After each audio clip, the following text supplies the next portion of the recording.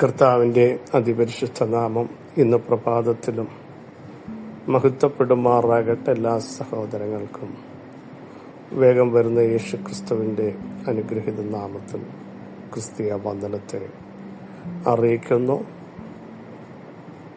യഹോവ ദൈവമായിരിക്കുന്ന ജാതിയും അവിടുന്ന് തനിക്ക് അവകാശമായി തിരഞ്ഞെടുത്ത ജനവും ഭാഗ്യമുള്ളതാണ്. ഏറ്റവും വലിയ ഭാഗ്യം അതാണ്. യഹോവയുടെ കൽപ്പനകൾ അനുസരിച്ച് നടപ്പിൽ നിഷ്കളങ്കരായവർ ഭാഗ്യവാന്മാരാണ്. ലോട്ടറി അടിക്കുന്ന നല്ല ഭാഗ്യം. യഹോവയെ ഭയപ്പെട്ടവന്റെ കൽപ്പനകൾ ഏറ്റവും ഇഷ്ടപ്പെടുന്ന മനുഷ്യൻ ഭാഗ്യവാൻ. 112 ഒത്തിരി ഭാഗ്യ പദവി വചനത്തിൽ പറയുന്നതെല്ലാം വചനപ്രകാരം ജീവിക്കുന്ന, പ്രമാണം അനുസരിക്കുന്ന, ലംഘനം ക്ഷമിച്ചും പാവം മറച്ചും കിട്ടിയ മനുഷ്യൻ ഭാഗ്യവാൻ. ഇതൊക്കെയാണ് ജീവിതത്തിൽ ഏറ്റവും വലിയ ഭാഗ്യം. സൈന്യങ്ങളുടെ ദൈവമായ യഹോവയെ നിന്നിൽ ആശ്രയിക്കുന്ന മനുഷ്യൻ ഭാഗ്യവാൻ. ദൈവത്തിൽ ട്രസ്റ്റ് ചെയ്യുന്ന ഒരു മനുഷ്യനാണ് ഏറ്റവും വലിയ ഭാഗ്യവാൻ. ലോകത്തിലുള്ളതിലൊക്കെ ആശ്രയിക്കുന്നവർ ഇവിടം കൊണ്ട് തീരും. പക്ഷേ യഹോവയിൽ ആശ്രയിക്കുകയും യഹോവ തന്നെ ആശ്രയം ആയിരിക്കുകയും ചെയ്യുന്ന മനുഷ്യൻ ഭാഗ്യവാനാണ്. അങ്ങനെ വചനം പറയുന്നത്. നമുക്ക് ആശ്രയിപ്പാൻ ഒരിടമുണ്ട്. ഓടിച്ചെന്ന് അഭയം പ്രാപിക്കാൻ ദൈവത്തിന്റെ ശ്രേഷ്ഠമായ സാന്നിധ്യം, ആ സാന്നിധ്യമുണ്ട്. അതുകൊണ്ടാണ് യേശുവിന്റെ ഉപദേശം ശക്തമായപ്പോൾ പലരും വിട്ടുപോയി. ശിഷ്യന്മാരോട് കൂടെ നിന്നവരോട് യേശു പറഞ്ഞു, നിങ്ങൾക്കും വേണമെങ്കിൽ പോകാം. അവർ വിളിച്ചു പറഞ്ഞു, നിത്യജീവന്റെ മൊഴികൾ കർത്താവേ അങ്ങയുടെ പക്കലുണ്ട്. അങ്ങയെ വിട്ട് ഞങ്ങൾക്ക് എവിടെ പോകാൻ പറ്റും? ആ വിശുദ്ധിയുടെ ഉപദേശം വിട്ട ഞങ്ങൾക്കൊരു സ്റ്റെപ്പ് എടുക്കാൻ കഴിയത്തില്ല എന്നാണ് മോശ പറഞ്ഞൊരു പ്രസ്താവന. തൻ്റെ കൂടെ ഒത്തിരി ആളുകളുണ്ട്, 10-20 ലക്ഷത്തോളം ആളുകളുണ്ട്.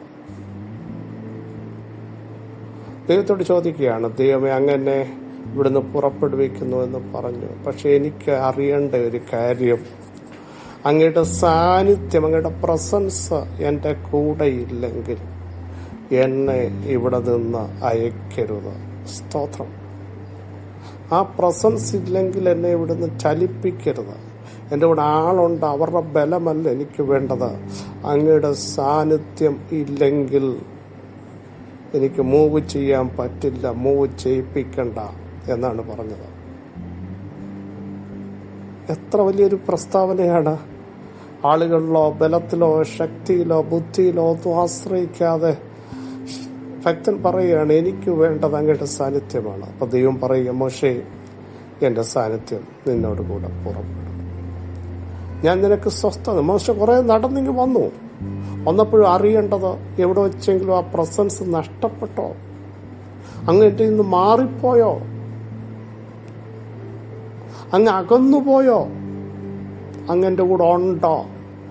ഇത് നമ്മുടെ വഴിത്താരകളിൽ നമുക്കൊന്ന് പരിശോധിക്കാനിടയാവും. നമ്മൾ പാടുന്നുണ്ട്, പ്രസംഗിക്കുന്നുണ്ട്, ആരാധിക്കുന്നുണ്ട്, അന്യഭാഷ പറയുന്നുണ്ട്, മീറ്റിങ്ങുകൾ നടത്തുന്നുണ്ട്, ആലയത്തിൽ സമയത്തിന് പോകുന്നുണ്ട്, എല്ലാം ചെയ്യുന്നുണ്ട്. പക്ഷേ ദൈവമേ അങ്ങന്റെ കൂടെ ഉണ്ടോ, അങ്ങയുടെ സാന്നിധ്യമുണ്ടോ എന്ന് ശാന്തമായിട്ട് മുട്ടിന്മേൽ നിന്ന് ഒന്ന് ദൈവത്തോട് പറയാൻ നമ്മൾ എത്ര പേർ സമയം കണ്ടെത്തിയിട്ടുണ്ട് സഹോദരങ്ങളെ? അതില്ലെങ്കിൽ നമ്മൾ എന്ത് ചെയ്താലും വ്യർത്ഥാണ്. കർത്താവ് പറയുന്നത് പോലെ, ഞാൻ നിങ്ങളെ അറിയുന്നില്ല എന്ന് പറയും.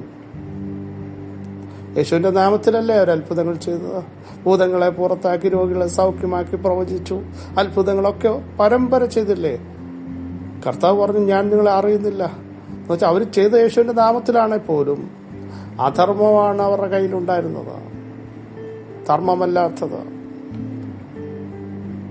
ചെയ്ത അത്ഭുതങ്ങളാണ്, അടയാളങ്ങളാണ്. അധർമ്മം പ്രവർത്തിക്കുന്നവരെ ഞാൻ നിങ്ങളെ അറിയുന്നില്ല. ആ പ്രസൻസ് വരണമെങ്കിൽ ദൈവഹിത പ്രകാരം നടക്കാൻ ഓരോ ദിവസവും ദൈവത്തോട് കർത്താവേ അങ്ങയുടെ സാന്നിധ്യം എൻ്റെ കൂടെ പുറപ്പെടണം, എൻ്റെ തലമുറ എൻ്റെ മിനിസ്റ്ററി ഉണ്ടാവണം, എൻ്റെ ചർച്ചിനകത്തുണ്ടാവണം, എൻ്റെ ഓഫീസിനകത്തുണ്ടാവണം, ഞാൻ പോകുന്നിടത്ത് ആ സാന്നിധ്യം ഉണ്ടാവണം. എനിക്ക് ഉറപ്പാക്കണം, ദൈവശബ്ദം കേൾക്കണം, എന്റെ സാന്നിധ്യം നിന്നോട് കൂടെ ഉണ്ട്, നീ പുറപ്പെടുക. സാന്നിധ്യമില്ലാത്ത ഒറ്റ നിമിഷം പോലും നമുക്ക് ചിന്തിക്കാനാവരുത്. അതില്ല മുമ്പോട്ട് പോകാൻ പറ്റില്ല പ്രിയരെ. എത്ര പേരൊരു തീരുമാനമെടുക്കും? ഇന്ന് ഞാൻ ദൈവത്തോട് ചോദിക്കും, ദൈവമേ, അങ്ങയുടെ സാന്നിധ്യം എൻ്റെ കൂടെ ഉണ്ടോ? എൻ്റെ വിഷയത്തിന്മേലുണ്ടോ? വിശ്വസിക്കുന്നവർ ആമേൻ പറയാൻ തയ്യാറാകട്ടെ. 1 ദിനവൃത്താന്ത പുസ്തകം 17-ാം അധ്യായം 2-ാമത് വാക്യം. നാഥാൻ ദാവീദിനോട്, നിന്റെ താല്പര്യമൊക്കെയും ചെയ്താലും യഹോവ നിന്നോട് കൂടെ ഉണ്ട് എന്ന് പറഞ്ഞു. ദാവീദ് തന്റെ അരമനയിൽ വസിക്കുന്ന കാലത്ത് ഒരു നാൾ നാഥാൻ പ്രവാചകൻ, ഇതാ ഞാൻ ദേവദാരു കൊണ്ടുള്ള അരമനയിൽ വസിക്കുന്നു, യഹോവയുടെ നിയമപ്പെട്ടകമോ തിരശ്ശീലകൾക്ക് കീഴെ ഇരിക്കുന്നു എന്ന് പറഞ്ഞു. ഇനി നമ്മുടെ വാക്യം ശ്രദ്ധിക്കും. നാഥാൻ ദാവീദിനോട്, നിന്റെ താല്പര്യമൊക്കെയും ചെയ്താലും യഹോവ നിന്നോട് കൂടെ ഉണ്ട്. Praise the Lord. ഇപ്പോൾ ദാവീദ് അരമനയിൽ വസിക്കുകയാണ്. വർഷങ്ങൾ കാട്ടിൽ അലഞ്ഞ് വലഞ്ഞ് വെയിലും മഞ്ഞും മഴയും കൊണ്ട് വീട്ടുകാർ പ്രാധാന്യം കൊടുക്കാത്തവൻ, ആടിന്റെ ലായത്തിൽ കിടന്നുറങ്ങിയവൻ, അഭിഷേകം നിന്റെ മേൽ വീണാൽ, വാഗ്ദത്തം വന്നാൽ ഒരു മനുഷ്യന് റെക്കമെൻഡ് ചെയ്യേണ്ട, ദൈവം നിനക്ക് വേണ്ടി കമാൻഡ് പുറപ്പെടുവിച്ച നിന്നെ എത്തിക്കേണ്ടടത്ത് എത്തിക്കും. സഹോദരങ്ങൾക്ക് തടയാൻ പറ്റില്ല, ശൗലിന് തടയാൻ പറ്റില്ല, ഒരു ശക്തിക്കും നിന്നെ ഒതുക്കാൻ പറ്റില്ല. ദൂത് മനസ്സിലായോ? ഒരിക്കലും ദാവീദിന്റെ കയ്യിൽ ആടിനെ മേയ്ക്കുന്ന വടിയാണ് എല്ലാ കാലത്തും ഉണ്ടായിരുന്നത്. നമുക്കറിയാം, മേയിച്ചുകൊണ്ടിരുന്ന എല്ലാ കാലത്തും. പക്ഷെ ഇപ്പോൾ ആ വടി മാറി രാജദണ്ഡാവുന്നത്. നിന്റെ അവസ്ഥ അതുകൊണ്ടാണ് ദാവീദ് പറയുന്നത്, എളിയവനെ പോടിയിൽ നിന്നും ദരിദ്രനെ കൂപ്പയിൽ നിന്നും ഉയർത്തി പ്രഭുക്കന്മാരോട് കൂടെ ഇരുത്തുന്ന ദൈവം. പൊടിയിൽ എന്ന് പറഞ്ഞാൽ ഏറ്റവും താണ അവസ്ഥയിൽ, കുപ്പയെന്ന് പറഞ്ഞ വേസ്റ്റിനകത്ത് നിന്ന് ഇരിപ്പിടത്തിന് വ്യത്യാസം വരുത്താൻ കഴിവുള്ള ഒരേ ഒരു ദൈവം നമ്മുടെ ദൈവമാണ്. സ്തോത്രം. പ്രിയരെ, നിങ്ങൾ ഇന്ന് ആയിരിക്കുന്ന അവസ്ഥ എന്തുമായിരിക്കട്ടെ, സാഹചര്യങ്ങൾ എതിരാകട്ടെ, കുടുംബക്കാരും കൂട്ടുകാരും നിങ്ങൾക്കെതിരെ ശക്തമായി നിന്ന് വാദിക്കുമ്പോഴും പരിശുദ്ധാത്മാവിന് പറയാനുള്ളത്, ദൈവത്താൽ തിരഞ്ഞെടുക്കപ്പെട്ടവനെ എത്തിക്കേണ്ടടുത്ത് എത്തിക്കും. കാരണം യഹോവ നിന്നോട് കൂടെയുണ്ട്. ആ ഒരു വാക്യം എനിക്ക് പറയാനുള്ളത്. നീ ചെല്ലുന്നിടത്തൊക്കെയും ഒരു ശക്തിക്കും നിന്നെ തൊടാൻ കഴിയാത്ത വണ്ണം യഹോവ നിന്നോട് കൂടെയുണ്ട്. യഹോവ നിന്റെ കുടുംബത്തോട് കൂടെയുണ്ട്. യഹോവ നിന്റെ തലമുറകളോട് കൂടെയുണ്ട്. അതുകൊണ്ട് നിന്റെ താല്പര്യമൊക്കെയും നിവർത്തിക്കുമെന്ന് പരിശുദ്ധാത്മാവ് ദൂത് പറഞ്ഞാൽ എത്ര പേർ ഏറ്റെടുക്കും? സഹോദരങ്ങളെ, അപ്പൻ കൂടെ ഇല്ലായിരുന്നു, സഹോദരങ്ങൾ ദാവീദിന്റെ കൂടെ ഇല്ലായിരുന്നു. അവർ കൈത്താങ്ങൽ നൽകിയില്ല. യോസഫേ, നിന്റെ കൂടെയും അവരാരുമില്ലായിരുന്നു. അവർ മാക്സിമം മാറ്റി നിർത്താനും ഉപദ്രവിക്കാനും അഡ്രസ്സ് നഷ്ടപ്പെടുത്താനും ഒക്കെ ശ്രമിച്ചില്ലേ? പക്ഷേ യഹോവ യോസഫിന്റെ കൂടെ ഉണ്ടായിരുന്നു എഴുതിയിട്ടുണ്ട്. അപ്പോസ്തലപ്രവൃത്തിയിലും ഉൽപ്പത്തി പുസ്തകത്തിൽ നിങ്ങൾ ആവർത്തിച്ചു നോക്കൂ. അവിടെ എഴുതിയ യഹോവ യോസഫിന്റെ കൂടെ ഉണ്ടായിരുന്നു. മോശയുടെ മരണശേഷം ജനത്തെ ആര് നയിക്കും എന്ന് ചിന്തിച്ചപ്പോ യോശുവയുടെ അകത്തും ഒരു ഭീതി ഉണ്ടായി, എങ്ങനെ ഇവരെ നയിക്കും? അപ്പോ ദൈവത്തിന്റെ ശബ്ദം, ഞാൻ മോശയോട് കൂടെ ഇരുന്നത് പോലെ യോശുവയെ നിന്നോട് കൂടെ ഇരിക്കും. ജീവകാലത്തൊരു മനുഷ്യനും നിന്റെ നേരെ നിൽക്കുകയില്ല. ഇന്ന് പകൽ പരിശുദ്ധാത്മാവിന് കുടുംബങ്ങളെ നോക്കി വിളിച്ചു പറയാനുള്ള സന്ദേശം, ഭയപ്പെടരുത്, സംശയിക്കരുത്, അവിശ്വസിക്കരുത്. നിങ്ങൾ ഫേസ് ചെയ്യുന്ന ഇന്നിന്റെ വിഷയങ്ങൾ നിങ്ങളെ തകർക്കരുത്. കാരണം യഹോവ നിങ്ങളോട് കൂടെയുണ്ട്. ദഹിപ്പിക്കുന്ന അഗ്നിയായി അവൻ നിങ്ങൾക്ക് മുമ്പായി പുറപ്പെടുന്നു. നിനക്ക് ശക്തികളുണ്ട്, പക്ഷേ ദൈവം നിങ്ങൾക്ക് മുമ്പായി പുറപ്പെടുന്നു.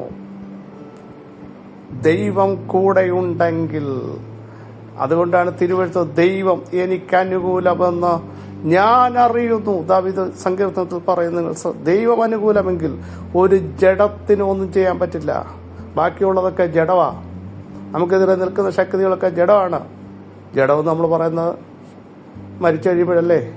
ബാക്കിയുള്ളതിനൊന്നും ഒരു ശക്തി ഇല്ലെന്നേ. കാരണം യഹോവ നമ്മളോട് കൂടെ ഉണ്ടെങ്കിൽ നമ്മൾ ശക്തരാണ്. ഞങ്ങൾ അഭിഷേകത്തോടെ നിൽക്കും, സകലത്തെയും ജയിക്കും, സകലത്തെയും കാൽ കീഴാക്കും. ശക്തനാക്കുന്നവൻ മുഖാന്തരം സകലത്തിലും നമ്മൾ എഴുന്നേറ്റ് ഓവർകം ചെയ്യാനുള്ള ഒരു കൃപ ഇന്ന് പകൽ വ്യാപരിക്കുക. ഉറപ്പാക്കിക്കോ, യഹോവ നമ്മളോട് കൂടെയുള്ള കാലത്തോളം നമ്മൾ പരാജയപ്പെടില്ല, നമ്മൾ തലകുനിക്കപ്പെടില്ല. നമ്മുടെ കൂടെ ദൈവമുണ്ടെങ്കിൽ നമ്മുടെ താല്പര്യം ദൈവം നിവർത്തിക്കും. ഞങ്ങൾ ഞങ്ങളുടെ ദൈവത്തിന്റെ നാമത്തിൽ കൊടി ഉയർത്തുമെന്ന് പറയത്തക്ക രീതിയിൽ വൻ കാര്യങ്ങൾ ദൈവം ചെയ്യാൻ പോകുന്നു. വിശ്വസിച്ചുകൊണ്ട് പറ, യഹോവ ഞങ്ങളുടെ കൂടെയുണ്ട്, യഹോവ ഞങ്ങളുടെ കൂടെയുണ്ട്, യഹോവ ഞങ്ങളുടെ കൂടെയുണ്ട്. ദാവീദേ, ഇന്നലകളിൽ വനാന്തരങ്ങൾ കൂടെയിരുന്നവൻ, അരമനയിൽ നീ വസിക്കുമ്പോഴും ദാവീദിന്റെ ആഗ്രഹം ദൈവത്തിന് വേണ്ടി ചെയ്യേണ്ടത് ചെയ്യണം. ദൈവവേലയോടുള്ള താല്പര്യം, ദൈവിക കാര്യത്തോടുള്ള ശുഷ്കാന്തി, പെട്ടകത്തോടുള്ള ആഴമായ ബഹുമാനം തന്റെ അകത്ത് കത്തുകയാ. പ്രിയരെ, ദൈവം എത്ര നന്മ തന്നാലും എത്ര വിടുതൽ നൽകിയാലും ദൈവവേലയോടുള്ള താല്പര്യം, ദൈവിക കാര്യങ്ങളുള്ള ശുഷ്കാന്തി നമ്മൾ വിട്ടുകളയരുത്. അങ്ങനെയെങ്കിൽ ദൈവം നിങ്ങളോട് കൂടെയിരിക്കും. യഹോവ നിങ്ങളോട് കൂടെ, ദൈവം നമ്മോട് കൂടെ. യേശുവിന്റെ നാമത്തിൽ പിതാവേ, ഈ വചനത്തിന്റെ ശക്തി വ്യാപരിക്കട്ടെ. ഞങ്ങളുടെ കൂടെ ദൈവമുണ്ടെന്ന് ഞങ്ങൾ ഉറപ്പാക്കി മുമ്പോട്ട് പോകാൻ ഇടയാക്കണമേ. അങ്ങ് കൂടെ ഉണ്ടെങ്കിൽ തകർക്കുന്നവൻ ഞങ്ങൾക്ക് മുമ്പായി പുറപ്പെടുന്നല്ലോ. അങ്ങ് കൂടെ ഉണ്ടെങ്കിൽ സകലത്തെയും ജയിച്ചവൻ, സകലത്തെയും കാൽ കീഴാക്കിയവൻ, സകലത്തെയും ഒറ്റ വാക്കുകൊണ്ട് ഉളവാക്കിയവൻ ഞങ്ങളുടെ കൂടെ ഉണ്ട്. ഞങ്ങളത് വിശ്വസിക്കുന്നു. അത്ഭുതങ്ങൾ സംഭവിക്കട്ടെ, ദൈവപ്രവൃത്തി വെളിപ്പെട്ടു, ജനം വിടുതൽ പ്രാപിക്കട്ടെ, സൗഖ്യം വ്യാപരിക്കട്ടെ, അസാധ്യങ്ങൾ സാധ്യമാകട്ടെ. ഞങ്ങൾ ഇന്ന് പകൽ മൂവ് ചെയ്യുന്നു. കർത്താവ് ഞങ്ങളുടെ കൂടെയുണ്ട്. ധൈര്യത്തോടെ ഞങ്ങൾ മുമ്പോട്ട് പോകുന്നു. കർത്താവ് ഞങ്ങളുടെ കൂടെയുണ്ട്. ധൈര്യത്തോടെ ഞങ്ങൾ ചിലതോടെ കൽപ്പിക്കുന്നു. കർത്താവ് ഞങ്ങളുടെ കൂടെയുണ്ട്. യേശുവിന്റെ നാമത്തിൽ അങ്ങയുടെ പ്രവർത്തിക്കായി സ്തോത്രം. സകല മഹത്വം അങ്ങേക്ക്. യേശുവിൻ നാമം തന്നെ. ആമേൻ, ആമേൻ. ക്രിസ്തു വാത്സല്യ സഹോദരങ്ങളെ, ധൈര്യത്തോടെ മുൻപോട്ട് പോകൂ. കർത്താവ് നമ്മുടെ കൂടെയുണ്ട്. ഈ വചനങ്ങൾ അവരോട് സഹായിക്കട്ടെ. ക്രിസ്തു യേശുവിൻ നിങ്ങളുടെ സഹോദരൻ പാസ്റ്റർ ബിജു മാത്യു.